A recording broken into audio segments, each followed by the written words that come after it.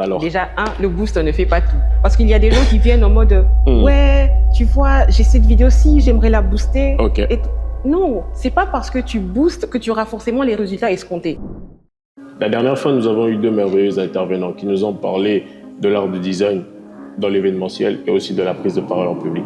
Alors, pour aujourd'hui, nous avons le réel plaisir d'accueillir notre troisième intervenante qui est Madame Estelle Jaté. Bonjour Madame Estelle. Bonjour à vous David. J'espère que vous allez bien. Je vais bien, merci, et vous? Oui, ça va. Alors Madame Estelle, devant les internautes qui nous suivent, vous allez vous présenter en premier et nous allons continuer ensuite. Alors, je suis Betty Estelle Jaté, je suis détentrice d'une double diplomation en gestion des entreprises et marketing, actuellement en fin d'année de master à l'université de CIU en communication et études des médias.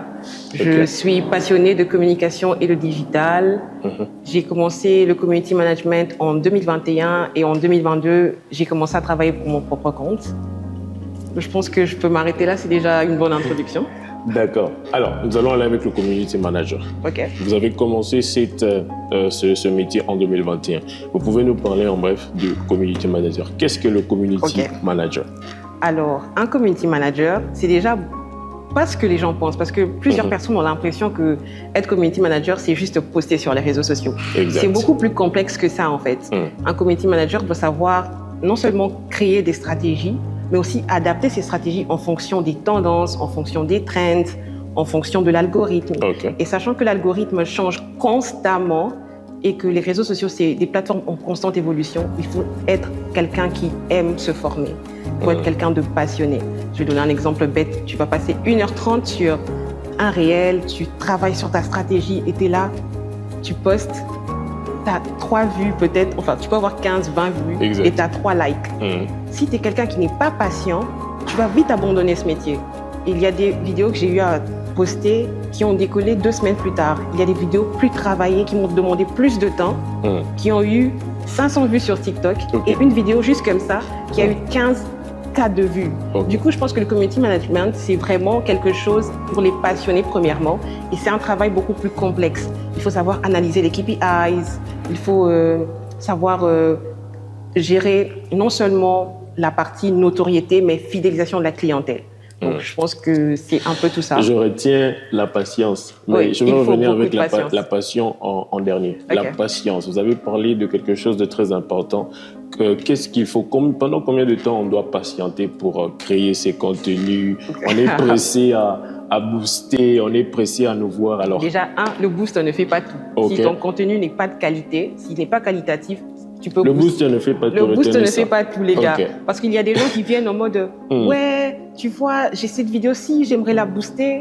Et non, c'est pas parce que tu boostes que tu auras forcément les résultats escomptés. Il faut commencer par là. Donc, il faut déjà travailler. C'est qui que tu veux atteindre? C'est qui ta cible? Qu'est-ce que tu veux dire? Qu'est-ce que tu veux transmettre?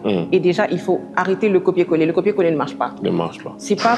Tu peux voir quelqu'un faire du contenu et tu te dis, OK, moi aussi, je vais faire la même chose. Sauf que c'est pas parce que ça marche chez lui que ça va forcément marcher chez toi. Donc, il faut savoir, premièrement, à qui tu parles? Qu'est-ce que tu veux transmettre comme message? Et deuxièmement, quand je parle de patience, parce qu'il n'y a pas forcément de durée pour attendre, il faut juste, quand tu postes, attendre. Parce que l'algorithme peut te propulser 2 jours plus tard après avoir posté, tout comme il peut te propulser dès que tu postes. Du coup, il faut déjà savoir comment tu t'adresses à ta cible. Qu'est-ce que ta cible veut entendre? Tu peux pas, je vais donner un exemple encore, excusez-moi, je pense que je vais donner beaucoup d'exemples. Allons-y, nous sommes là pour ça. Il faut qu'il y ait déjà une accroche. Par exemple, tu crées un réel, tu veux, je sais pas, vendre quel produit. Ne dis pas, je vous présente tel produit. Non. Il faut que le consommateur ait le sentiment qu'il a besoin de ton produit. C'est-à-dire que quand tu postes, par exemple, moi qui vends des huiles capillaires, je ne vais pas dire je vous vends cette huile et regarde. Non, je commence par dire double le volume de ta pousse de cheveux. Vous sentez l'expert.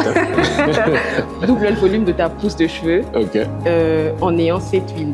Du coup, je pense que quand tu t'adresses en tant que community manager, le plus important, c'est de voir comment tu t'adresses à ta cible. Qu'est-ce qu'elle veut entendre? En fait, c'est quoi le besoin premier? pourquoi tu communiques.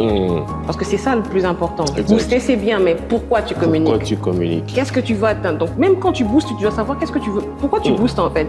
Qu'est-ce que tu veux montrer? Exact. Parce qu'il y en a qui disent, ouais, je veux booster pour gagner en visibilité. Ok, tu veux gagner en visibilité, mais c'est tout. Genre, c'est ça ton objectif. C'est ça ton objectif d'être sur les réseaux sociaux. Donc, tu postes pour gagner en visibilité. Donc, il faut savoir déjà, ok, je booste, mais ok, je vais booster pourquoi? Qu'est-ce que j'attends, en fait? Quel est le retour sur investissement de ce boost exactement. Donc, vous entendez le retour sur investissement. Ne boostez pas très important. Pour booster, c'est très important. Je vous jure que c'est important. J'insiste dessus parce que j'ai vu beaucoup de personnes qui viennent en me disant « Ouais, je veux booster ce contenu. » Mais quand tu regardes le contenu, tu te demandes « Ok, tu veux le booster, mais… » le booster pourquoi? Le message en soi, il est flou. Il est flou, en fait.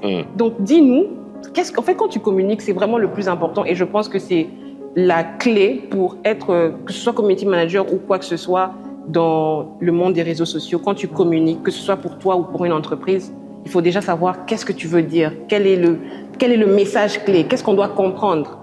Donc, je pense que c'est ça. La passion aussi, on revient sur la passion. Mais par rapport à ce que vous avez dit, la passion, c'est tout ce qui va avec. Moi, c'est juste ce que je peux ajouter, c'est le côté où beaucoup de gens ne veulent pas patienter. Beaucoup de gens veulent juste booster et ils n'ont pas cette patience-là.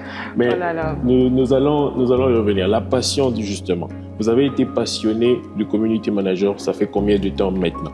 Alors, c'est très impressionnant parce que moi je dis toujours que c'est Dieu, je vais mettre Dieu dedans parce que pour moi c'est Dieu qui a, si je peux dire, reformaté ma vie en quelque sorte.